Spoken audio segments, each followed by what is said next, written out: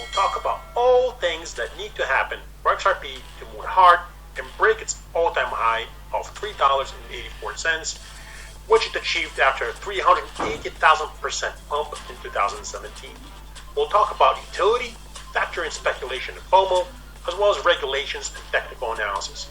Together, this will draw a very clear picture of what exactly needs to happen for XRP's price to appreciate in cosmic amounts. Because, let's be honest, we're all thinking about it. So, grab yourself a drink, snuggle up, and let's dive in. First and foremost, nobody really knows. But, using the information at our disposal, we can hazard a guess. Given the fact that the CEO of Ripple, Brad Garlinghouse, and Larry Fink, the CEO of BlackRock, which is the biggest asset manager in the world with $7.4 trillion assets under management, by the way, put such strong emphasis on regulation, we obviously need the world governments to clearly come out and simply state already and admit that we all already know. We already know it anyway. XRP isn't a security.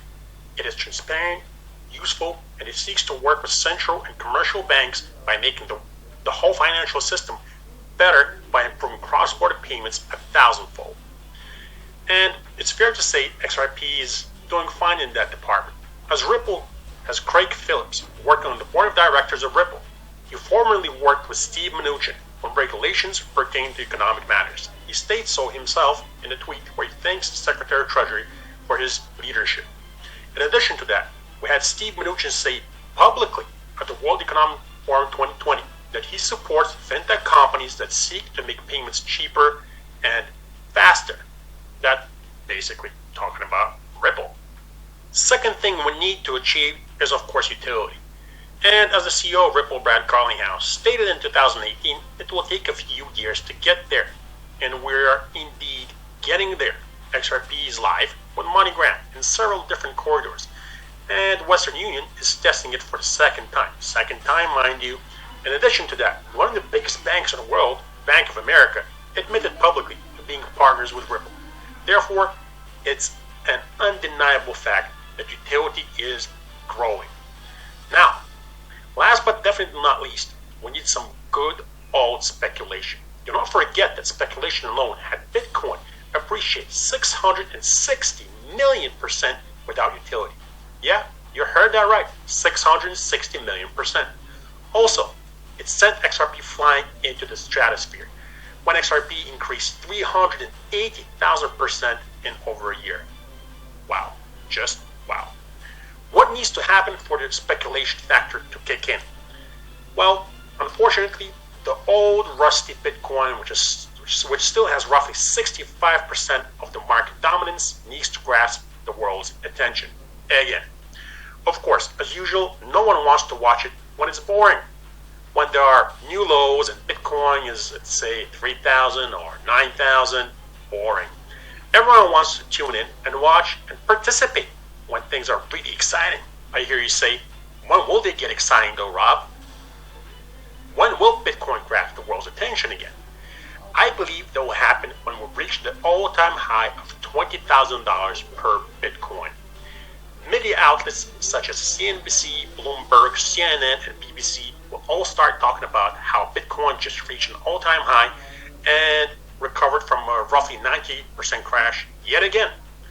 Then they will cover it when it breaches the $21,000 mark, and again when it breaches the $22,000 mark. That's when everyone will once again start talking about Bitcoin and crypto, and people will start looking for ways to buy it on Facebook, Twitter, you name it, everywhere.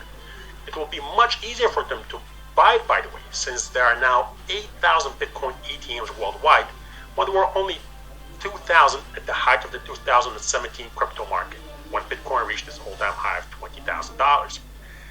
There are also more exchanges, and direct debit and credit card deposits are now available. And that last one is a huge deal. Alts and XRP will pump too, because there are many more XRP pairs now than there were in 2017. And once again, you don't need to buy Bitcoin anymore to buy XRP. You can just directly buy XRP with your credit or debit card.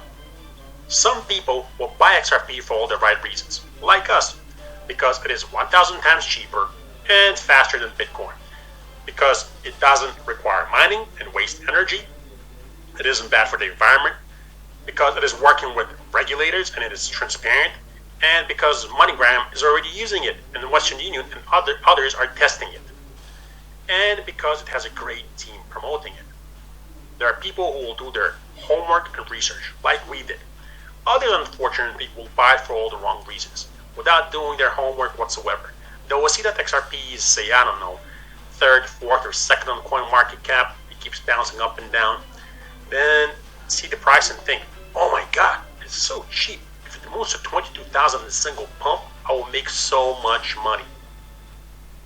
Bitcoin is 22,000. That means XRP can, just in one pump, goes to 22,000. That's what they start thinking. They'll ignore the amount of units. They'll ignore SAS versus drops amount and never realize that XRP doesn't actually have to hit $22,000. It just doesn't. It can hit only like $30 and deliver 10 times more profits than Bitcoin ever will by reaching a much smaller value in dollars, because it needs much less capital to move it. It's much easier for XRP to pump, say, 10 or 100,000% than it is for Bitcoin, because Bitcoin has so much money invested in it already. Stories about young millionaires making fortunes here and there will start hitting the magazines and newspapers. You see Lamborghinis and Ferraris on Instagram and Twitter with XRP number plates. Then Ripple will release some amazing news and XRP will pump even harder. Just like during the last bull market. It will pump harder than we all expected to. Back in the day, XRP reaching $1 was the dream. And it nearly hit $4. 4 times the amount. Blowing everyone's mind in the process. That's just my 2 cents on the matter and what I think.